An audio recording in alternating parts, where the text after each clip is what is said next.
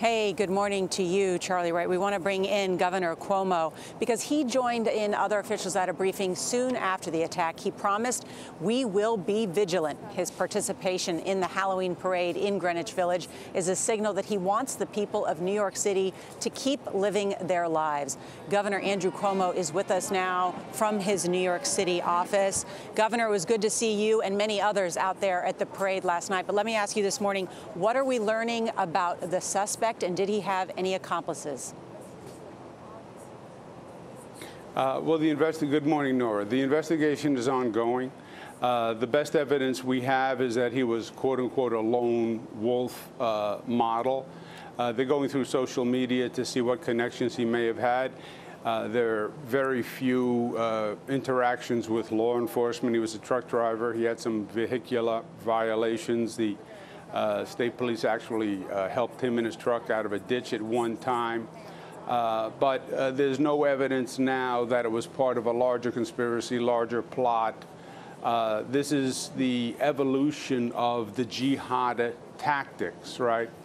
It's no longer geographically isolated. The internet has given them a global platform and a global training ground, and they have a very simple play.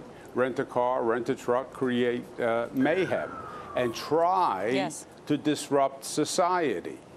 And that's what yesterday was, a depraved coward, in my opinion. Rented a truck, and we lost 8 people, and that's terrible. But they were not successful. They did not disrupt New York City. They did not disrupt New York State. We went to the Halloween parade. We had a great parade. I went myself, not because I had a great costume, Norah, but because it was about showing up, and New Yorkers showed up. And they did not instill terror, so they failed. Governor, I'm standing just about 50 yards in front of that truck that the terrorist used and is still here out on the scene as investigators continue their work here. A federal law enforcement official tells CBS News that a note was found in that rental truck that referenced ISIS. What can you tell us about that note? Well, again, the investigation is ongoing. But yes, there was a note that referenced ISIS. In many ways, this was now a quote-unquote classic case of the radicalization of a domestic jihadist who associated with ISIS. And this is their new playbook. Very simple: use a vehicle to cause harm.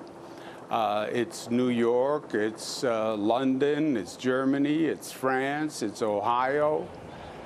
So this is more of what we've seen.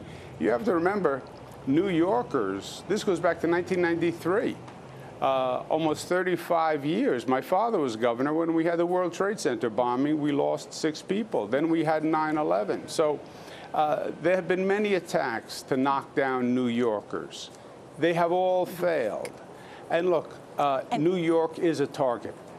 We have that statue in our harbor that holds the lamp of freedom and democracy, and there are a lot of haters who want to knock that lamp out. And they've tried before, they'll try again, I'm sure, and they'll fail every time, I'm sure. And one of the reasons they'll fail, Governor, is in part because of the great work of the NYPD. And I don't want to go without saying and pointing out the work of 28-year-old Ryan Nash, the officer who shot the suspect and stopped him from carrying out further attacks. How is his condition today? His condition, again, I want to leave the details until the family is spoken to, but he is a hero, there is no doubt. NYPD did a great job. FDNY did a great job. The FBI, the coordination of all. Homeland Security on the federal side was very helpful. National Guard was helpful. Unfortunately, we've been through this before. We have the best security on the globe. It's the most coordinated. And we have first responders who are heroes. And that's what you saw yesterday and you've seen before. Governor Cuomo, thanks for keeping us up to date. We appreciate you joining us this morning.